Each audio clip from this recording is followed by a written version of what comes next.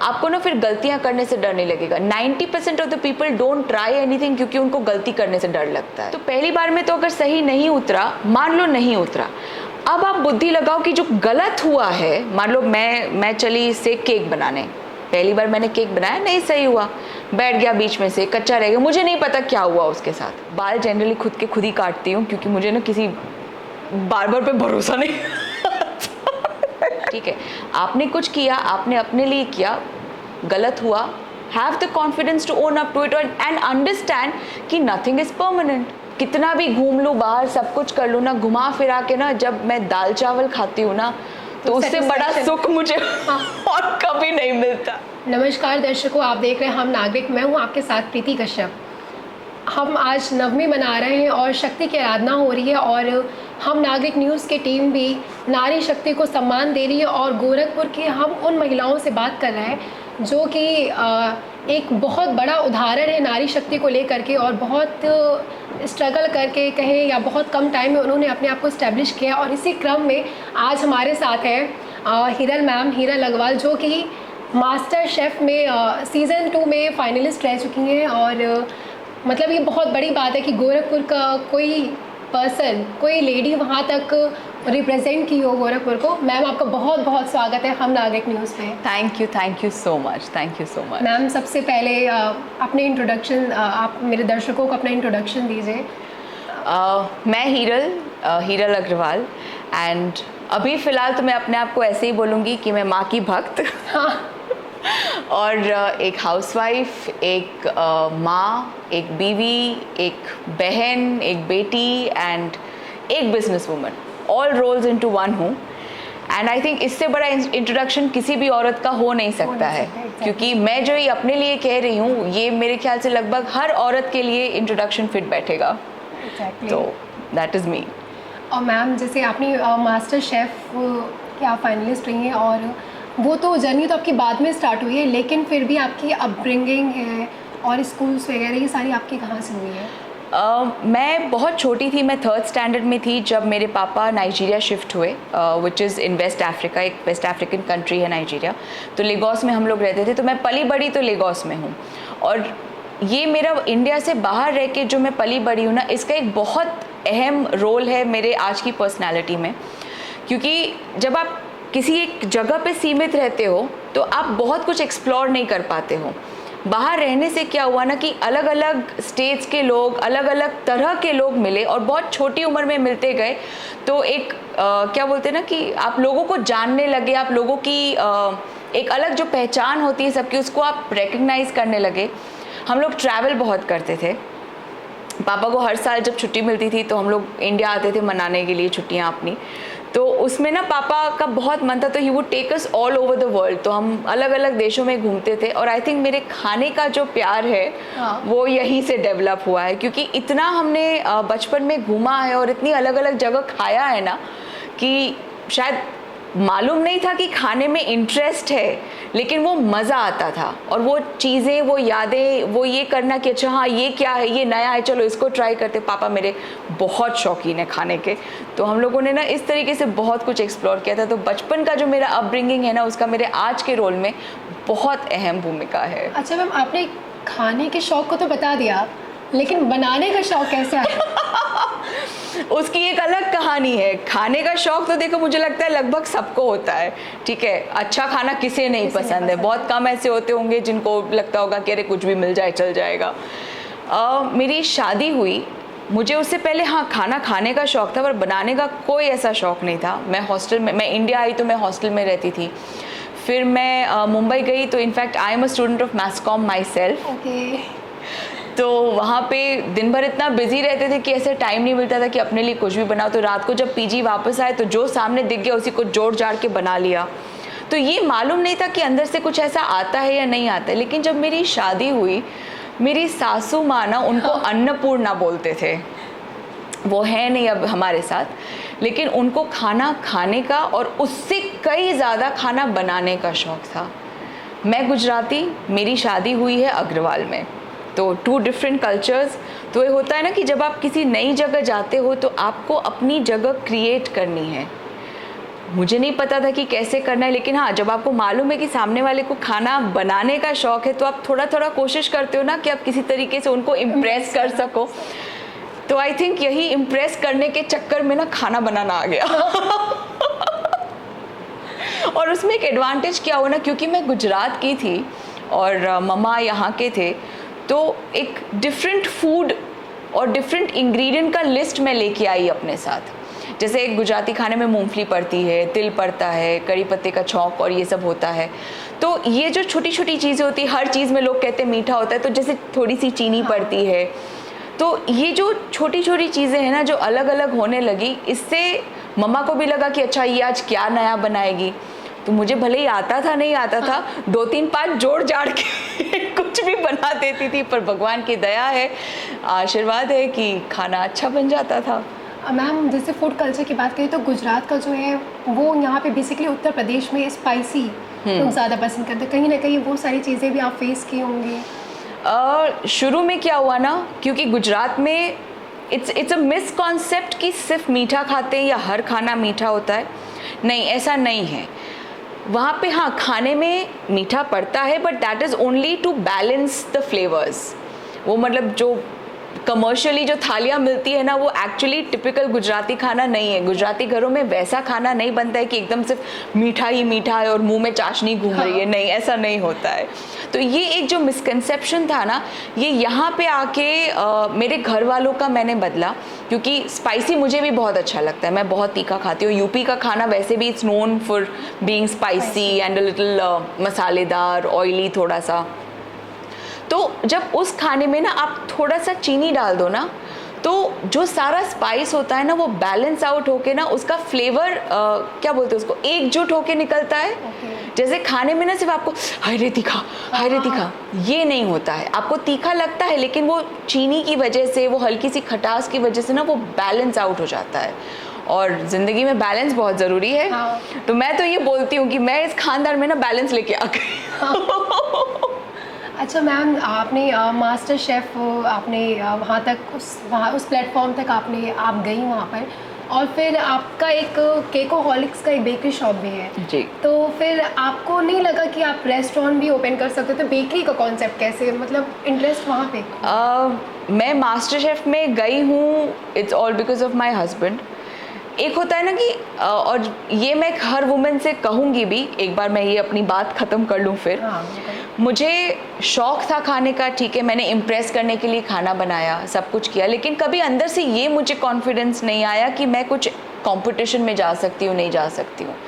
मेरे हस्बैंड को लगा कि नहीं, तुम उस लेवल का बनाती हो। और एडवांटेज मुझे ये ज़रूर रहा हमेशा, क्योंकि मैं बाहर से घूमी हूँ, बाहर से पली बड़ी हूँ, पढ़ाई की है मैंने, तो एक इंटरनेशनल कंपोनेंट जो होता है वो मुझे ऑलरेडी आता था।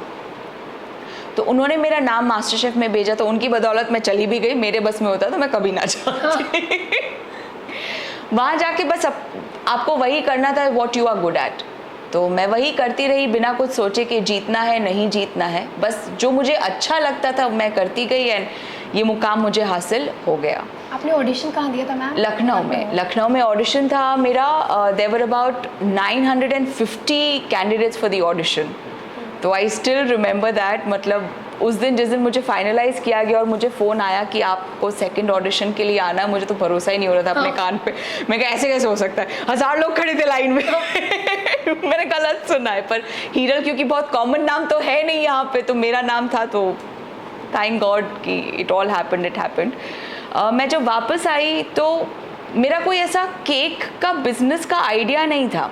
हाँ, मेरे हस्बैंड को हमेशा से था कि he wanted to start something with me, क्योंकि वो चाहते थे कि मेरा हुनर, मेरी कैपेबिलिटी बाहर आए। ये बहुत ज़रूरी है, मतलब फैमिली सपोर्ट बहुत ज़रूरी है। नॉट जस्ट माई हस्बैंड, मेरे फादर इन लॉ भी एक बहुत बड़े क्या बोलते हैं उसको, विमेन सपोर्टर, मतलब उनकी बहुत बड़ी भूमिका रही है मुझे आज इस मुकाम में पहुंचाने के लिए। क्योंकि मेरी बेटी छोटी थी एंड उसको घर पे छोड़ के जाना, 3 महीने के लिए मास्टर शेफ़ में थी, मुझे वापस नहीं आना था यहाँ पे। सबसे पहले पापा ने ये बोला था कि बेटा तुम चिंता मत करो एंड तुम जाओ, and you do not have to worry about anything. तो एक फैमिली सपोर्ट का बहुत बहुत मायना रहता है, and I am so grateful, so very grateful कि ऐसा परिवार मुझे मिला है। तो लाइक वी वर सेइंग, मेरे हस्बैंड का बहुत मन था कि वो कुछ इस टाइप का मेरे लिए खोल के दें। उस समय ना रेस्टोरेंट का कॉन्सेप्ट इसलिए दिमाग में नहीं आया because restaurant requires full time duty, और मेरी बेटी छोटी थी उस समय, तो मैं उतना वक्त डिवोट करने की कैपेबिलिटी में थी नहीं। घर से मैं केक करती थी, और जनरली मुझे लगता है ना कि लोगों को ये रहता है कि हाँ खाना अच्छा बनाती है तो केक अच्छा ही बनाती होगी। तो मुझे ना शुरू में ऑर्डर्स कभी खाने के नहीं आए, मुझे केक के ही आए। तो जब केक के आए तो भाई आप मना तो करते नहीं हो, ये था कि ठीक है मेरा भी हाथ साफ हो जाएगा। तो मैं केक करने लगी, धीरे धीरे करते करते उसमें इतना ही हाथ साफ हो गया। तो अमित बोले कि एक काम करते हैं, फिलहाल अभी एक बेकरी चालू करते हैं ताकि तुम्हारे पास भी थोड़ा सा वक्त रहेगा, और मुझे ना इस तरह की क्रिएटिविटी में बहुत इंटरेस्ट लगता है। I love creating new things every day. और केक के साथ ना ये फ्रीडम रहती है आपको, खाने के साथ या रेस्टोरेंट के साथ ना आप ये फ्रीडम इतना क्विकली नहीं ले सकते, क्योंकि एक बार अगर किसी को कोई टेस्ट डेवलप हो गया तो आप उसमें ना फिर और कोई डिज़ाइनिंग नहीं कर सकते। With a cake you can do that. मैं फ्लेवर ब्लैक फॉरेस्ट रख के भी मैं ऊपर से बहुत कुछ कर सकती हूँ उसके साथ। तो ये थोड़ी सी क्रिएटिव फ्रीडम मुझे चाहिए थी, तो which is why we went ahead with the bakery and we been blessed. हमारे 4 आउटलेट हैं इंक्लूडिंग अलीनगर जो हमारा वर्कशॉप है, एंड अच्छा चल रहा है। मैम अपने वर्कशॉप के बारे में थोड़ा सा बताइए। We started with 5 people in the workshop, जो मेरा केकहॉलिक्स का वर्कशॉप है जहाँ पे हम सारा काम करते हैं। हमने 5 लोगों के साथ शुरुआत की थी, जिसमें 5वीं मैं थी, तो बेसिकली 4 और लोग थे मेरे पास।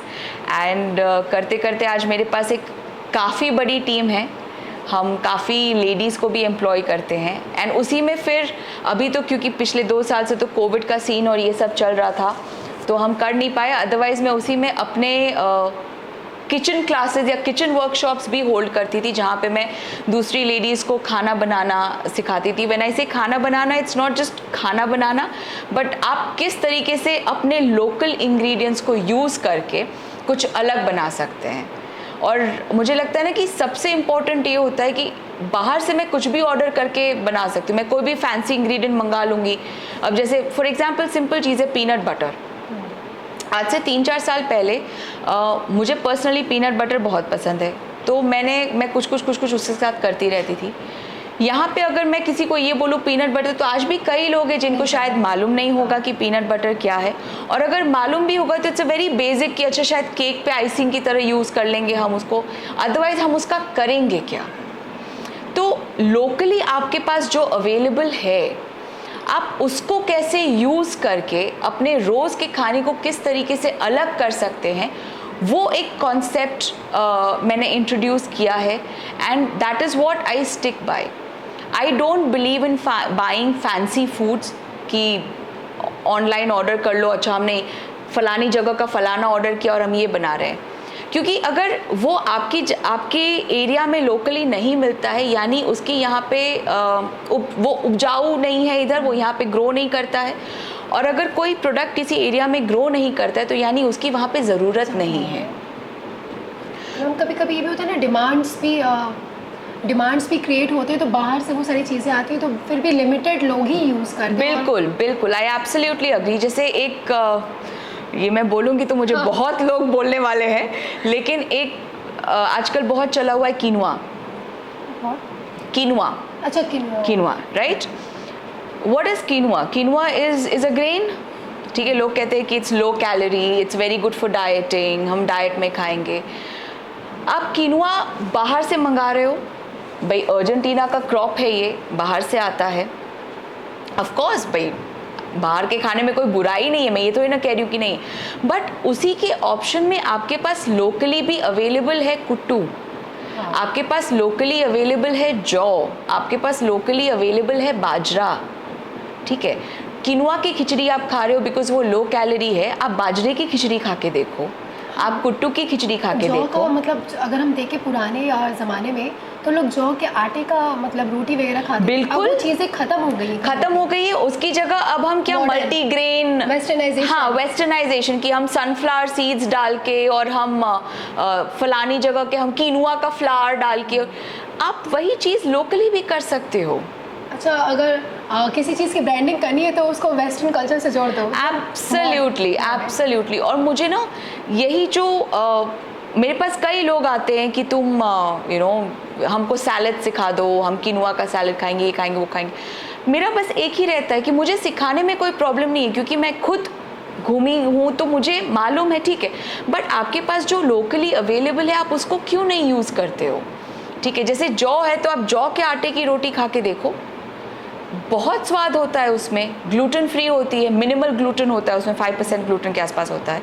आप ज्वार की रोटी खा के देखो, आप बाजरे की रोटी खा के देखो, ऑप्शंस आपके पास कई हैं। उसके लिए आपको 1000 रुपये खर्चने की ज़रूरत नहीं, वो काम आपका 100 रुपये में हो जाएगा और आपको आउटपुट वही मिलेगा। So this is a concept that I stand by, I stick with.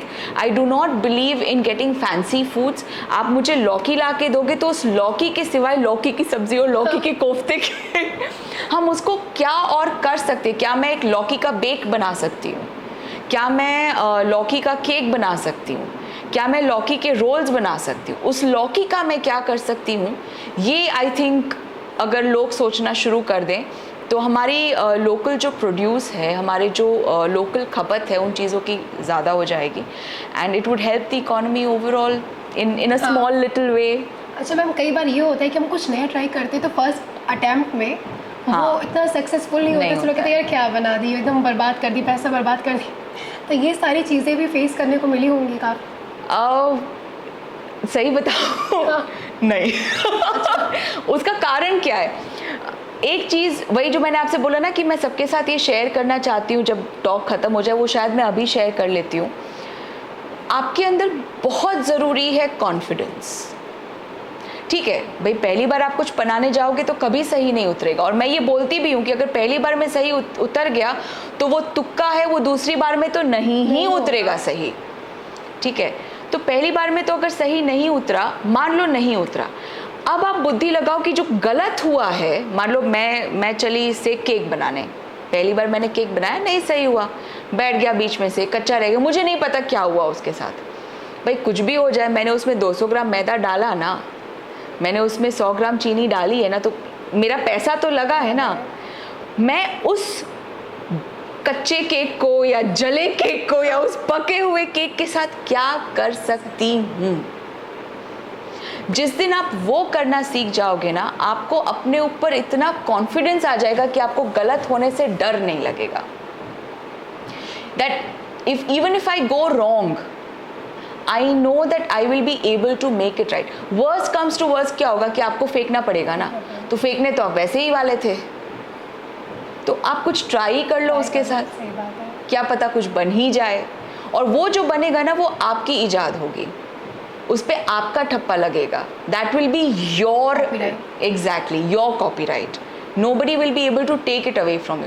और उस चीज़ का जो कॉन्फिडेंस आता है ना कि ये मेरा है, ये एक अलग ही लेवल का होता है। दैट विल ऑलवेज, आपको ना फिर गलतियां करने से डर नहीं लगेगा। 90% of the people don't try anything क्योंकि उनको गलती करने से डर लगता है। मतलब इसमें एक छोटा सा एग्जाम्पल मैं ये देती हूँ, मैं बाल, you can see my hair, ठीक है, मैंने पहली बार, जब मैं बाल जनरली खुद ही काटती हूँ क्योंकि मुझे ना किसी बार्बर पे भरोसा नहीं मल्टी टैलेंटेड नहीं, मल्टी टैलेंटेड की नहीं है, it's just that I know what I want, and मुझे ये मालूम है कि मुझसे ज़्यादा अच्छा मेरे लिए वो शायद ही कोई कर पाए, तो मेरे को ये रहता है कि मैं खुद ही कर लेती हूँ। गलत हो जाएगा तब देखा जाएगा। अगर आप काट रहे हो अपने बाल, या अगर आप दीवार पेंट कर रहे हो, आप खाना बना रहे हो, ठीक है, आपसे कुछ गलत हो गया, अगर बाल मान लो गलत कट गए, घर की खेती है ना, उगी जाएगी ना भाई, 2-3 महीना हो सकता है समय लग जाए, तो उसको स्टाइल बना लो। 2-3 महीना कोई आपसे बोला अरे ये क्या करके आई हो बालों का, अरे यार स्टाइल है, क्या था? आपको ये भी क्यों बोलना एक्सपेरिमेंट किया था? आप जिस दिन जिसको ये हक दे दोगे बोलने का कि एक्सपेरिमेंट किया था, अरे ये क्या करके आई हो, नहीं, स्टाइल है, मुझे पसंद है, भले ही आपको अंदर से ना अच्छा लग रहा हो, भले ही आप अपने आप को गाली दे रहे हो कि मैं क्या करके बैठी हूँ। Why show the other person your weakness? Why? ठीक है, आपने कुछ किया, आपने अपने लिए किया, गलत हुआ, have the confidence to own up to it and understand कि नथिंग इज परमानेंट. घर की खेती उगी जाएगी, ठीक है, जिस दिन उग जाएगी उस दिन आप फिर नॉर्मल हो जाओगे. खाना खराब बन गया, नमक ज़्यादा हो गया, थोड़ा सा पानी और डाल दो, थोड़ा सा क्रीम और डाल दो, हो सकता है 2 आलू ज़्यादा डाल दो, क्या होगा, ज़्यादा से ज़्यादा सब्जी बढ़ जाएगी ना. नेबर को बांट देना, भाई किसी और को भी खिला देना. ज़रूरी थोड़ी कि घर में 2 लोग हैं तो 2 ही लोगों के हिसाब से सब्जी, आज ज़्यादा बन गई, लो हमने बांट दिया किसी को. Have the confidence to make mistakes, because when you make mistakes you will be able to learn. Ma'am आपने बहुत ट्रैवलिंग भी काफ़ी की है, और मतलब कि इंडिया का जो फूड कल्चर है और जो वेस्टर्न कंट्री की बात करें या तो वहाँ के फूड कल्चर को मतलब दोनों को कंपेयर करके देखें तो फिर आपको क्या लगता है किस तरह से है? सी जितने कुछ भी हो जाए ना, मैं कितना भी घूम लूँ बाहर, सब कुछ कर लूँ ना, घुमा फिरा के ना, जब मैं दाल चावल खाती हूँ ना तो उससे बड़ा सुख मुझे और कभी नहीं मिलता है. मतलब मैं कितना भी बाहर खा लूँ, मैं 1 हफ्ता बाहर रह लूँगी, खा पी लूँगी, मैं सब कुछ कर लूँगी, अरे ये बहुत अच्छा, ये बहुत अच्छा, फिर घर आके जो वो पहला दाल चावल का निवाला मुंह में जाता है ना, ऐसा लगता है जैसे बस जन्नत यहीं है. एक चीज़ जो मैंने रियलाइज़ किया ना इतने कंट्रीज़ घूमने के बाद, वो ये है कि हमारे यहाँ जो स्पाइसेस या जो मसालों का हम कॉम्बिनेशन करते हैं ना, उसके पीछे एक साइंस है. जैसे हम चाट बनाते हैं, ठीक है, तो चाट में हम खट्टा भी डालते हैं, हम मीठा भी डालते हैं, हम तीखा भी डालते हैं, फिर धनिया होता है जो फ्रेशनेस होती है, दही होता है जो ठंडा होता है, फिर कुछ सेव भी डालते हैं जो कुरकुरी होती है. इतना सारा हम साइंटिफिक तरीके से अगर इसको आप देखें तो इतने सारे फ्लेवर्स का जो हम कॉम्बिनेशन करते हैं, that not only helps your tongue but it helps your stomach also. और ये स्पाइसेस का जो जादू हम इंडियंस के पास है ना, ये किसी और के पास नहीं है. वो उबला खा लेंगे, वो सिका खा लेंगे, वो तंदूरी खा लेंगे, लेकिन एक स्पाइस ब्लेंड जो होता है ना, उसका नॉलेज उनको नहीं है या कम है. इनफैक्ट अभी आप देखोगे भी कि जो इंटरनेशनल मास्टर शेफ्स हो रहे हैं, जैसे मास्टर शेफ ऑस्ट्रेलिया है या कनाडा है, पिछले 3 साल में मैंने ये नोटिस किया कि इन सब में ना धीरे धीरे अब एशियन कुकिंग ज़्यादा हो रहा है. जैसे गोरे भी अगर खड़े हैं तो वो जीत वही डिश रहा है जिसमें उसका एशियन टच है, जैसे मान लो थाई, इंडियन या कुछ भी इस टाइप का. क्योंकि हमारा जो ये साउथ एशियन बेल्ट है ना, इसमें जो हम स्पाइसेस सार, स्वीट, सॉल्टी और उमामी करके जो हमारा फ्लेवर होता है, मतलब जिसको हम पकड़ ही नहीं पाते. होता है ना कि कुछ बहुत बढ़िया है पर समझ में नहीं आ रहा है कि उस फ्लेवर को आप, क्योंकि ना वो खट्टा है, ना वो मीठा है, ना वो तीखा है, ना वो खारा है, लेकिन एक फ्लेवर है वो.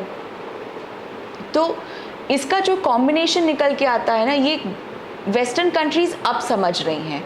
तो धीरे धीरे अब वो सब उस तरफ झुक रहे हैं कि देर trying to use different spices and they're trying, so that is a major difference that I've seen in the countries abroad and in India is the way we use our spices. हम जैसे हलवा बनाते हैं, 3 ही चीज़ों का बनता है, घी होता है, चीनी होता है, या आटा, सूजी एंड पानी ऑफ कोर्स, ठीक है.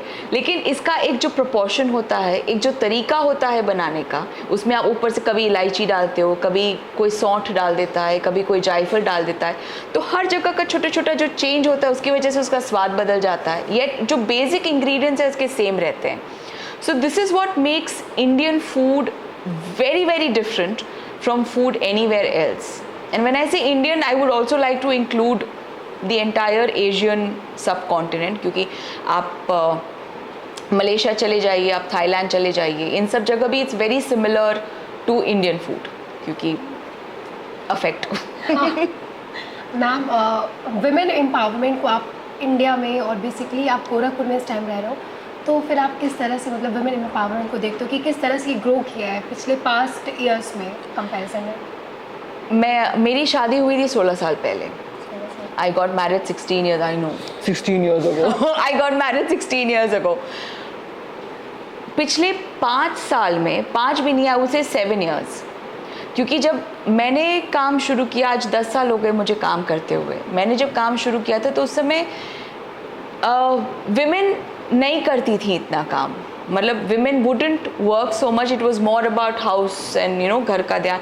हाँ, बहुत लोग अच्छा खाना बनाते थे, बहुत लोग अच्छी पेंटिंग करते थे, बहुत लोग अच्छा सिंगिंग करते थे, बट एवेन्यूज़ नहीं थे कि जिससे वो बाहर निकल सके, उसको एक्सप्लोर कर सके, उसको और लोगों तक रीच करा सके। पिछले 5-6 सालों में, and thanks to social media, thanks to Facebook and Instagram and YouTube, जो औरत घर पे भी रह रही है उस पे ना कोई, हाँ, जो औरत घर पे भी रह रही है, जो अच्छी कुक है, जो अच्छा खाना बनाती है, जो अच्छा गाना गाती है, जो अच्छा पेंटिंग करती है, जो अच्छा पढ़ाती है, लेकिन शायद वो कभी स्कूल जाके नहीं पढ़ा सकती, या शायद हो सकता है कि वो ट्यूशन नहीं ले सकती घर बुला के। सबको एक मौका मिला है अपनी कैपेबिलिटी को बाहर निकालने का, उसको निखारने का और उसको दूसरों तक पहुंचाने का।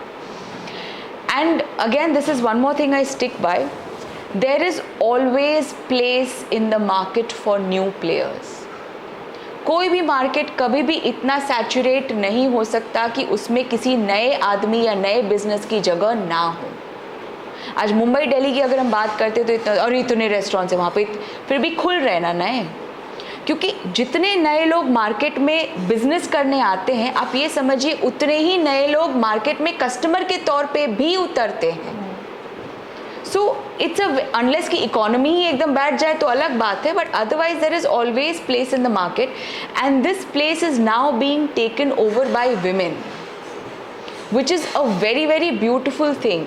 Women are coming into their own, क्योंकि अब एक कई भाई रिस्ट्रिक्शंस होते हैं, बच्चे हैं, परिवार है, आप नहीं छोड़ के निकल सकते हो। तो पहले एक था कि अरे काम करने का मतलब है या नौकरी करने का मतलब है आपको घर से बाहर जाना पड़ेगा, या सुबह से लेकर शाम तक आप ऑफिस में बैठे तो घर कौन देखेगा, सास ससुर को कौन देखेगा, बच्चे कौन संभालेगा। पर अब वो बंदिशें नहीं हैं। मैं घर पे रह के मैं सुबह अपना वीडियो शूट करके खाना बनाने का, या मैं अपनी पढ़ाई का 1 घंटे का ट्यूशन सुबह 7 से 8 में ऑनलाइन लेके उस बीच में अपने बच्चे को भी पढ़ा रही हूँ, मैं ऑनलाइन भी ट्यूशन कर ले रही हूँ, मैं सास ससुर को चाय भी पिला दे रही हूँ, एंड मेरा काम भी हो रहा है। तो इस वजह से a lot of women are now confident enough to come out and be in their own, and that is a beautiful thing. And this is where I would Gorakhpur again as a city also, it has grown so much in the past 5-6 years. सामने वो change दिखता है कि लोगों की सोच में थोड़ा सा बदलाव आया है। They are more accepting, they are more open to new experiences. वो चाहते हैं कि वो कुछ अलग एक्सपीरियंस करें, उनको कुछ अलग फ्लेवर मिले, उनको कुछ अलग दिखे। लोग थोड़ा सा शांत भी हुए हैं, उतना अब तनातनी वाला जो कि गोरखपुर जाना चाहता था जिसके लिए, वो भी थोड़ा सा लोगों का एटीट्यूड कम हुआ है, बिकॉज अब लोग बाहर जाने लगे हैं, लोग चीज़ें देखने लगे हैं। आपके पास कितना भी पैसा चाहे क्यों ना हो, लेकिन अगर आपके पास उस पैसे को खर्च करने का या जीने का तरीका नहीं होगा तो वो पैसा आपके किसी काम नहीं आएगा। तो लोग अब बाहर निकलने लगे हैं, चीज़ों को देखने लगे, जिसकी वजह से वो समझने लगे। तो जब गोरखपुर वो वापस आते हैं तो वो उसी चीज़ को एक्सपेक्ट भी करते हैं और करना भी चाहते हैं। And because of which I think Gorakhpur has grown very well, and उसकी ग्रोथ की वजह से आज लेडीज़ को जो ग्रोथ मिल रही है, गोरखपुर की ग्रोथ में लेडीज़ का भी बहुत बड़ा हिस्सा है, क्योंकि घर की औरत जब काम करने लगती है तो घर का माहौल बदल जाता है। बच्चों में एक रिस्पॉन्सिबिलिटी आती है, एक सिंसियरिटी आती है। वो लोगों को, स्पेशली औरतों को और विमेन को रिस्पेक्ट करना सीखते हैं। घर के लोग उस औरत को एक सम्मान में रखते हैं कि नहीं, ये काम भी कर ले रही है, हमको भी देख ले रही है। क्योंकि एज अ लेडी देखिए ये बहुत ज़रूरी है। आप कितना भी पढ़ लिख लो, कुछ भी कर लो, एक पॉइंट पे आपको किचन में जाना ही पड़ता है, चाहे कुछ हो जाए। ठीक है, किसी के लिए नहीं तो अपने लिए तो जाओगे, अपने लिए तो बनाओगे, अपने बच्चों के लिए तो बनाओगे। तो all of this has really helped the women in Gorakhpur, and that is something that is very very heartening, and I'm very happy to see that. And this is what I'd like to tell all the women out there. Have confidence. आपके अंदर हुनर की कमी नहीं है। ज़रूरी नहीं है कि सबको सब कुछ आता हो, लेकिन आपको जो आता है वो किसी और को नहीं आता होगा, ये तो मैं गारंटी करके देती हूँ। आप उस हुनर को बाहर निकालो, वो बाहर तभी निकलेगा जब आपको अपने ऊपर कॉन्फिडेंस होगा। Have the confidence to make mistakes. Ma'am, जैसा कि आपने अभी अपने इंट्रो में बताया था कि आप एक वर्किंग वुमेन भी है, एक हाउसवाइफ भी है, एक माँ है, एक बेटी है, तो इन सारे रोल्स को एक चीज़ में, एक माले में पिरो करके आप कैसे मैनेज करते हो? पता नहीं बस हो जाता है। बस हो जाता है, लेकिन हाँ मतलब अभी तक तो मुझे यही लगता था कि बस हो जाता है, लेकिन अब आई रियलाइज़ कि ये ऐसे ही बस नहीं हो जाता है। यू हैव टू अंडरस्टैंड कि आपको किस चीज़ को कब प्रायोरिटी देनी है। सबसे पहली प्रायोरिटी आप अपने आप को दोगे। जिस दिन आप अपने आप को प्रायोरिटी देने लगोगे ना, अक्सर औरतें क्या करती है ना कि मुझे पसंद, मान लो आपने मुझे बोला कि मुझे ये पसंद है खाने में, मैं आपकी पसंद का बना दूंगी, मैं इनकी पसंद का बना दूंगी, मैं उनकी पसंद का बना दूंगी, लेकिन मैं अपनी पसंद का नहीं बनाऊंगी। हाँ। क्यों? क्योंकि होगा कि अरे हलवा भी तो बन रहा है, छोला भी तो बन रहा है, पाव भाजी भी तो बन ही रही है ना, मेरा तो उसी में हो जाएगा। लेकिन हो सकता है कि मुझे डोसा पसंद है, मेरी वो ख्वाहिश तो अधूरी रह गई ना। शायद मैंने कॉन्शियसली ये चीज़ नहीं सोची कभी कि मैंने डोसा नहीं खाया, लेकिन अंदर ही अंदर ये तो होगा ना कि यार डोसा खाना था, या डोसा खाना था, रिग्रेट जैसा। हाँ, अंदर से एक, आप जिस दिन अपने आप को प्रायोरिटी नहीं देते हो ना, आप खुश नहीं हो पाते हो। दूसरों को आप खुश तभी रख पाओगे जब आप खुश रहते हो। And this is something that I always say, you can never pour out of an empty jug. अगर मेरा जग खाली होगा तो मैं आपको पानी कैसे दूंगी? मेरा जग तभी भरेगा ना जब मैं उसमें पानी डालूंगी। मेरे अंदर वो खुशी अगर नहीं होगी तो मैं आपको खुश कैसे रख सकती हूँ? और मेरे अंदर वो खुशी कब आएगी? जब मैं खुद को खुश रखूँ। आज अगर मैंने कुछ अपनी पसंद का किया, मैं खुश हुई, वो ऑटोमेटिकली पूरे घर का माहौल बदल देगा। मतलब छोटी सी बात है, ठीक है, मुझे पेंटिंग का शौक है, मेरा आज मन किया तो मैंने दीवार पे पेंट कर दिया, मैं खुश हो गई, मुझे लग रहा है कि मेरा घर बहुत सुंदर है। मेरे हस्बैंड ऑफिस से आए, मेरा सबसे पहला क्या होगा, कैसे हो, कैसा लग रहा है, एंड आई एम स्माइलिंग। मेरी मुस्कुराहट देख के वो चाहे ऑफिस में झगड़ा भी करके आए होंगे किसी के साथ, या हो सकता है कि बिजनेस में जो भी प्रॉब्लम, एक बार को जब आदमी घर पे घुसता है ना, तो उसको जब मुस्कुराता हुआ चेहरा दिखेगा तो बोलेगा अरे क्या किया, हाँ नहीं अच्छा है। वो मुझे तो खुश देख के खुश होंगे ना। For a fraction of a second वो अपनी प्रॉब्लम्स भूलेंगे ना। मेरा बच्चा आएगा, मम्मा ये नहीं आ रहा, क्या हो गया, इधर आओ बैठो। क्यों? मैं ये क्यों बोल सकी? क्योंकि मैं खुश हूँ। उसी जगह अगर मैं अंदर से किच किच किच किच किच किच किच किच किच किच कर रही हूँ, ठीक है, मेरे हस्बैंड आए, मैंने दरवाज़ा खोला, वो घर में घुस आए, हाँ पानी पियोगे, अच्छा हाँ लो। अब एक एटीट्यूड होता है ना, मेरी शक्ल चढ़ी हुई है तो उनकी तो वैसे ही चढ़ी हुई थी, क्योंकि वो प्रॉब्लम फेस करके आए थे, वो डबल चढ़ गए। उसी में मेरा बच्चा आ गया, मम्मी ये नहीं यार, तुमको तो कभी कुछ नहीं आता, ये होता है। ऑटोमेटिकली घर का माहौल, उसकी एनर्जी जो है वो कम हो गई। एक औरत को ये हाँ, इसमें फिर औरतें क्या बोलती कि नहीं नहीं मुझे तो दूसरों को खुश रख के ही बहुत खुशी मिलती। घंटा हाँ। ऐसा नहीं होता है। सीरियसली मुझे नहीं समझ में आता है। आप दूसरों, हाँ मुझे भी खुशी मिलती है अगर मैं आपको कुछ बना के खिलाऊंगी और आप खुश होंगी उसको खा के।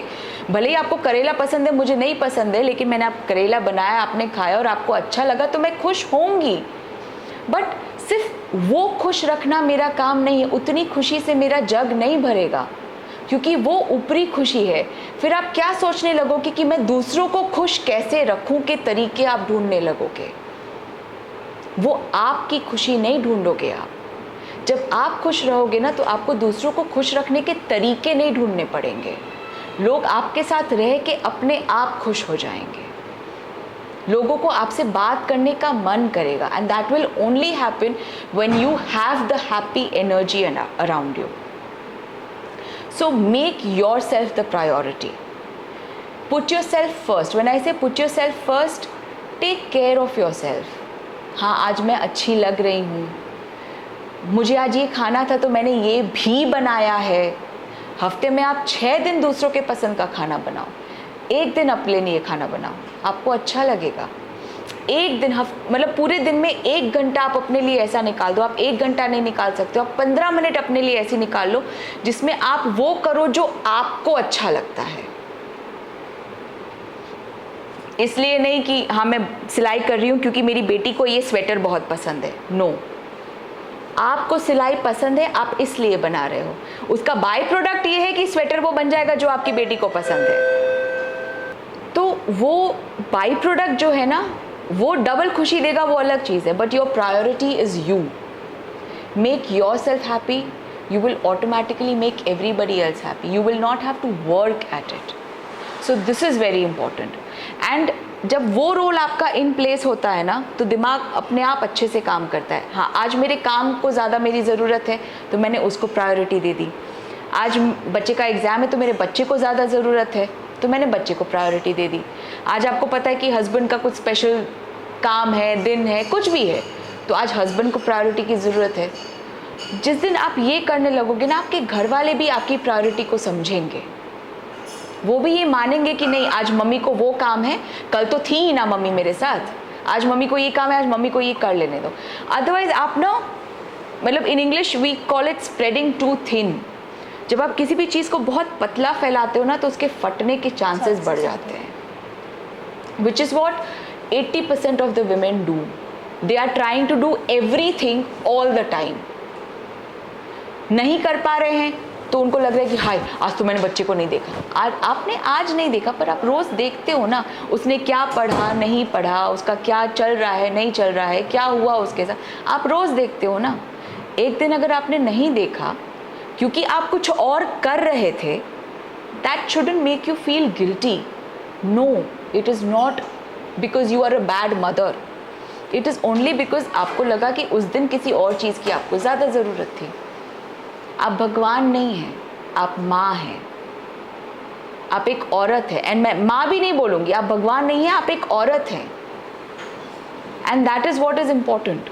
एक आदमी जब ऑफिस जाता है तो उसका सिर्फ फोकस काम होता है. वो ये नहीं सोचता है कि मेरी बीवी के लिए मैं ये कर दूँ, मैं वो कर दूँ, वो इससे खुश होगी, या मेरे बच्चे के लिए मैं ये ला दूँ. हाँ, वो जब घर आता है तब ये सारी चीज़ें सोचते, तब वो ये सारी चीज़ें सोचता है. बीवी बोलेगी कि ए जी सुनो ना, मुझे ये ला दो, तो बोलेंगे अच्छा चलो ठीक है ले लेना. मूड अच्छा होगा तो बोलेंगे ले लेना, नहीं अच्छा होगा तो बोलेंगे छोड़ देना. लेकिन वो तभी सोचता है जब वो घर पे होता है, और वो गिल्टी नहीं फील करता. वो ये नहीं सोचता कि हाय मैं ऑफिस में था तो मैंने ये क्यों नहीं सोचा कि इसको ये पसंद आएगा. क्यों? क्योंकि उसकी प्रायोरिटी है ऑफिस में बैठना. उसी तरीके से आपकी भी दिन की प्रायोरिटी आप डिसाइड कर लो. आप बाकी सब काम भी देखो, लेकिन प्रायोरिटी पे क्या है वो जिस दिन आप देख लोगे, आप अपने आप सही हो जाओगे. तो आप सिर्फ एक हाउसवाइफ, एक बिजनेस वुमन, एक माँ, एक बेटी, एक बहन, एक और क्या होता है, बहू बिगेस्ट एक बहू, एक ननद, एक भाभी, आप इन सब को ना उसी तार में पिरो के ना वो माला इतनी खूबसूरती से अपने गले में पहन के रखोगे ना कि लोग सामने से पूछेंगे कि भाई हमको भी खरीद के ला दे ये माला. तो that is what is important. Learn to be happy, give yourself the priority and don't be afraid to make mistakes. Ma'am अगर बात करें तो आजकल के जो यंगस्टर्स हैं बेसिकली थोड़ी सी कोई प्रॉब्लम आती है तो डिप्रेशन में चले जाते हैं. बहुत पहाड़ टूट पड़ता है उनके तो सर पे ना, ये सारी चीज़ें. तो मैम एक मतलब मुझे भी बहुत इंस्पायरिंग लगा आपकी स्टोरी कि आप एक कैंसर फाइटर हैं और इसके बावजूद भी आप अपने पैशन को, अपने इंटरेस्ट को, फैमिली को, हर एक चीज़ को आप कर रहे हो. तो फिर इस चीज़ को कैसे मतलब बैलेंस करते हैं आप? Okay, again the point comes where learn to give yourself priority. बीमारी एक ऐसी चीज़ है ना कि आप उसको फोर्स ही नहीं कर सकते. मेरी मदर को 10 साल से कैंसर है. वो 4 किस्म के कैंसर लड़ चुकी हैं. उसके बाद भी मैंने कभी ये नहीं सोचा था कि मुझे होगा. ठीक है, टच वुड, कितना भी कुछ हो जाए ना, आप अपने आप को बीमार नहीं देख सकते हो फ्यूचर में. मतलब आप ये नहीं सोच सकते कि हाय मैं बीमार पड़ जाऊंगी ऐसे वैसे. What comes in handy there is you live each day as it is today. मैं आज आपसे इस तरीके से बात कर पा रही हूँ. अगर मुझे किसी ने बोला होता पिछले साल आज ही के दिन कि हिरल तुम अगले साल ना ऐसे इंटरव्यू दे रही होगी, तुम ऐसे बैठी होगी, तो मुझे भरोसा ही नहीं होता. क्योंकि उस समय जो मेरी हालत थी, मैं बिस्तर से उठ नहीं सकती थी. मेरी शक्ल सूरत तो छोड़ी दो, कैंसर पेशेंट्स कैसे होते हैं आपने देखा ही है. ठीक है, तो मैं भरोसा ही नहीं करती उस बात पे. लेकिन मैंने उसके बारे में कभी सोचा नहीं. मुझे बस ये था कि आज जो है मैं ये आज कैसे निकाल लूँ ताकि मैं कल देख लूँ. मैंने ये नहीं सोचा कि मैं ये साल कैसे निकाल लूँ तो मैं अगला साल देख लूँ. एंड जो आज के यंगस्टर्स की प्रॉब्लम है ना, ये बहुत बड़ी है. Learn to live in the today. You can plan, आप कल के 50 प्लान कर लो, लेकिन उस प्लान को अपना आज मत बना लो, ठीक है। Learn to live in the today. मेरा आज का दिन है, मैं आज सुबह उठी, मैंने सांस ली, I am grateful for it. कितने लोग रात को सोते सुबह उठते नहीं हैं, हम उठे हैं, हमारे पास एक घर है, बाहर इतना सुंदर मौसम हो रखा है, हवा चल रही है। आज तो नवमी का दिन है, तो माता जी की ये भी कृपा है कि भाई हम इतने सारे लोगों को खिला पिला रहे हैं। तो ये छोटी छोटी चीज़ें ना जिनको हम टेकन फॉर ग्रांटेड कर लेते हैं, ये मत करो, क्योंकि आप नहीं जानते कितनों को ये नसीब नहीं होती है। जैसे जब हम छोटे थे ना, तो अगर अच्छे मार्क्स नहीं मिले, हाँ, ठीक है, अपसेट हो जाते थे। और उसमें मम्मी पापा, और वो देख लो, हाँ, उसके तो 90% आए हैं, तुम्हारे तो सिर्फ 70 है। मुझे ये नहीं समझ में आता है, किसी के 50 भी तो आए थे। हाँ, ऑफ कोर्स मुझे उस 90 में जाना है, लेकिन अगर आज मैंने वो 70 पाया है, ठीक है, तो किसी के 50 के लिए वो 70 भी तो बहुत है। मतलब हो सकता है कि उसकी मम्मी तो उसको ये बोल रही हो कि बेटा 90 तो दूर की बात है, 70 ही ले आते, देखो उसका 70 आया है। तो आप रियलिस्टिकली जब चीज़ों को जीते हैं ना, तो जीने का आनंद बढ़ जाता है। छोटी छोटी चीज़ों को, छोटी छोटी खुशियों को जब आप रिकग्नाइज करते हैं, मैंने ऐसे छोटी छोटी खुशियाँ, आई एक्चुअली मीन इट। वो ना ऐसे ही नहीं एक दिन आप सुबह उठ के हाँ कितनी अच्छी खुशबू है, नहीं, आप ये नहीं कर सकते। ड्रामेटिक हो जाएगा वो, बहुत ड्रामेटिक हो जाएगा। It comes gradually. एंड क्योंकि मैंने अपनी मम्मी को पिछले 10 साल से इस सर्वाइव करते हुए देखा है, thank you for correcting me, क्योंकि मैं तो बोलने जाए थे डिजीज से लड़ते हुए देखा है, बट आपने सही वर्ड यूज़ किया, मैंने उनको सर्वाइव करते हुए देखा है और अच्छे से जीते हुए देखा है। तो आप ना कुछ चीज़ें ऑटोमेटिकली सीख जाते हो, और उसमें सबसे पहला तो ये होता है ना कि learn to be thankful for the day you have. भले ही आपके पास आज के दिन में 50 प्रॉब्लम होंगी, हो सकता है किसी ने आज 1 रुपया ना कमाया हो सकता है किसी का कोई चला गया हो आज के दिन, ठीक है, उसके बावजूद एक दिन ऐसा है जिस दिन आप सांस ले रहे हो, आपके पास एक छत है सर पे, आपके पास खाने को है, you have a body that is functioning. मेरी उंगलियां, मेरे हाथ, मेरे पैर, मेरा दिमाग, सब कुछ चल रहा है, और मेरी वजह से कितने लोग हैं जो खुश हैं। इससे बड़ी खुशी आपकी और क्या होगी। मतलब आज अगर मैं हूँ तो मेरा परिवार खुश है। कई लोग होते हैं ना, एंड ये मैंने देखा है अक्सर, जब आपने ये यंगस्टर्स की बात की, and this happens and I completely understand that you know when young people they don't get good marks, क्योंकि भाई उनको तो दुनियादारी के बारे में कुछ ऐसा बहुत ज़्यादा पता तो है नहीं, उनको तो ये है कि भाई मार्क्स अच्छे मिल जाएं, पढ़ लें, मान लो मार्क्स नहीं मिले, हाय मम्मी पापा खुश नहीं होंगे, ज़िंदगी ख़त्म हो गई, प्रेशर। हाँ ठीक है, होना भी चाहिए वो प्रेशर, क्योंकि वो आपके फ्यूचर के लिए है, लेकिन हमें कोशिश करनी चाहिए कि वो पॉजिटिव प्रेशर हो। एग्जैक्टली, हमें कोशिश करनी चाहिए कि वो पॉजिटिव प्रेशर हो। आज आपके पास मार्क्स नहीं आए तो क्या आप उसको पॉजिटिवली अपने लिए कन्वर्ट कर सकते हो? क्या आप ये सोच सकते हो कि अच्छा कोई बात नहीं, मैं इस बार नहीं कर सका या कर सकी, मैं अगली बार ज़्यादा कोशिश करूँगा।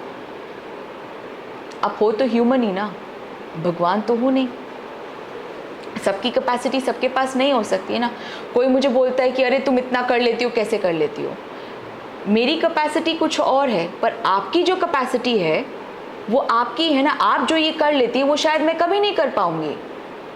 हो सकता है कि मेरी कैपेसिटी बोलने की है, तो बोलने वाले को कोई सुनने वाला भी तो चाहिए, तो किसी की सुनने की कैपेसिटी होगी तभी तो बोलने वाले का काम आएगा। मैं बहुत बोल सकती हूँ, लेकिन अगर कोई सुनने वाला ही नहीं होगा तो मेरे बोलने का फ़ायदा, तो मेरे बोलने का फ़ायदा क्या है? तो जो सुन रहा है वो भी तो अपनी कैपेबिलिटी ला रहा है, उसकी कैपेबिलिटी है कि वो 1 घंटे तक किसी को बड़बड़ करते हुए सुन सके। बहुत बड़ी चीज़ है ये कि आपके दिमाग में 50 ख्याल घूम रहे हैं, लेकिन आप फिर भी शांति से सामने वाले को सुन रहे हो। सबके बस की बात नहीं है ये। तो उसी तरीके से इस बार आप इतने मार्क्स नहीं ला पाए, हो सकता है कि वो आपकी कैपेबिलिटी नहीं है, तो क्या है आप उसको ढूंढ लो। That is what living is all about. And fighting cancer और surviving cancer is nothing different. It is the same thing as not getting enough marks कि ठीक है इस बार हो गया, कोई बात नहीं, अब इसको मैं कैसे सही करके आगे ना हो मुझसे या मेरे साथ ये ना हो, उसको मैं कैसे कर सकती हूँ। भाई कोई बच्चा अगर 10th में फेल होता है तो उसको क्लास तो रिपीट करनी पड़ती है ना, चाहे कुछ हो जाए, उसको मैजिकली 11th में तो डाल नहीं देंगे। तो उसी तरीके से जब कैंसर हो गया है तो आपको उसके थ्रू गुजरना तो पड़ेगा ही ना। हाँ, जब वो ख़त्म हो जाएगी ट्रीटमेंट, जब आप दोबारा 10th की एग्ज़ाम दे दोगे तो आप कोशिश करोगे कि अब मैं ज़्यादा पढ़ लूँ ताकि मुझे दोबारा रिपीट ना करना पड़े। तो उसी तरीके से भाई मेरा ट्रीटमेंट सारा ख़त्म हो गया तो मैं ये कोशिश करूँगी कि मैं वो कोई ऐसा काम या कोई ऐसी चीज़ ना करूँ जिससे ये मेरे शरीर में वापस आ जाए। तो nothing is different, it is all the same. You learn to be happy, you learn to understand a situation and live for the day. आपको कभी कोई भी चीज़ परेशान नहीं कर सकती। अच्छा मैम, एक चीज़ मेरे दिमाग में तब से चल रही है कि आप बाहर रहे, लाइवलीहुड जो आपकी पूरी थी, ग्रोन अप सारा सब कुछ बाहर हुआ, अब्रॉड में हुआ, तो गोरखपुर में आपको दिक्कत नहीं हुई? मतलब ये मुश्किल होता है ना। मुश्किल तब होता है ना जब आप फ्यूचर के बारे में सोचते हो। मुश्किल तब होता है ना जब मैंने सपने इतने सारे क्रिएट कर रखे हो और मैं उन्हीं सपनों में जी रही हूँ। आज ठीक है, कहने को क्या है कि लोग मुझे बोलते कि अरे गोरखपुर, मेरे पास आज क्या नहीं है? नाम है, बिजनेस है, मेरी खुद की पर्सनालिटी है, लोग जानते हैं मुझे, मैं फेमस हूँ, मैं कुछ भी करती हूँ तो न्यूज़ बन जाता है, मेरा परिवार खुश है, मैं घर पे रह के अपने बच्चों का ध्यान रख सकती हूँ, मेरा ऑफिस भी ऐसा है कि वो मेरे लिए कन्वीनियंट है। ऐसा क्या है जो मेरे पास नहीं है? ऐसा कुछ भी नहीं है ना। और यहाँ रह के भी मैं विदेश घूम के आती हूँ, मैं बाहर घूमने चली जाती हूँ, तो ऐसा तो मेरे पास कुछ भी नहीं है जो नहीं है। तो ऐसा मुझे दिल्ली या मुंबई या कोई भी सिटी क्या दे देता जो मुझे गोरखपुर ने नहीं दिया है। ये प्रॉब्लम कब आती है ना, जब आप चीज़ों को, जैसे कि मैंने बोला, जब आप सपनों को देखते हो और उन्हीं सपनों में जीते हो।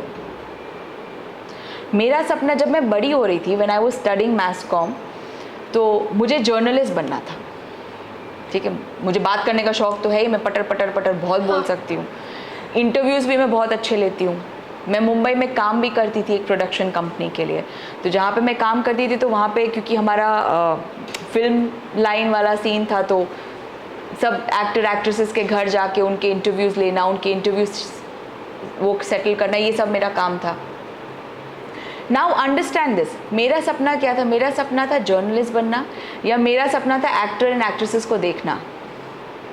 वो तो मेरा सपना था जर्नलिस्ट बनना, जिसका फ़ायदा मुझे ये मिला कि मैं उन लोगों से मिल सकी, उन लोगों से मेरी, जैसे हेमा मालिनी है, या we had a word with Akshay Kumar also, all of these people, हमने इनके इंटरव्यूज़ लिए, सब कुछ किया है। आप जब अपने सपने को अपनी रियलिटी से मर्ज कर लेते हो ना, तब प्रॉब्लम होती है।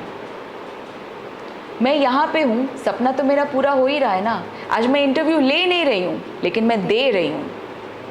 लेकिन अब मैं ये सोचूं कि हाय यहाँ पे तो कोई सेलिब्रिटी नहीं है, मुझे तो ये भी नहीं मिलता, मैं तो किसी मॉल जा भी नहीं सकती, यहाँ पे तो शॉपिंग भी कहाँ करूँ। तो आपका सपना क्या है? आपका सपना अगर बड़ी सिटी में रहना है तो बिल्कुल आप गोरखपुर में एडजस्ट नहीं कर पाओगे। क्यों? क्योंकि आप भले उस बड़ी सिटी में आपको 3 घंटे ट्रैफिक में बैठ के जाना पड़े, लेकिन आपको मेंटली क्या है कि हाँ मैं बड़ी शहर में हूँ। लेकिन अगर आपका सपना ये है कि मैं अच्छी ज़िंदगी जीना चाहती हूँ, तो वो तो आप कहीं पे भी जी सकते हो ना। मैम ऐसे भी अभी भी हमारी सोसाइटी इतनी डेवलप नहीं हुई है और थोड़ा टाइम तो लगेगा हर एक चीज़ को। हाँ, बिल्कुल। तो फिर जो महिलाएं हैं या नारी हैं, तो उनको आप नारी शक्ति को लेकर के क्या अल्टीमेट मैसेज देना चाहते हैं? मैं ये थ्रू आउट बोलती आई हूँ और मैं ये दोबारा बोलूँगी, and this is the only message that I stick by all the time. You are everything, आप सब कुछ हैं। आपके अंदर कोई ऐसा गुण नहीं है जो नहीं है। सिर्फ एक चीज़ अपने अंदर आप ले आ दो, आपको कोई नहीं बीट कर सकता, एंड दैट इज़ कॉन्फिडेंस। और कॉन्फिडेंस बाहर से नहीं आएगा, वो आपको खुद के लिए पैदा करना पड़ेगा। आप कॉन्फिडेंट हो तो आप गलती करने में भी हिचकिचाओगे नहीं, and that is all that you need to learn. Otherwise आपसे ज़्यादा शक्तिशाली और आपसे महान और कोई नहीं है। It was a wonderful session, ma'am. Thank you. Thank you so much. Thank you so very much.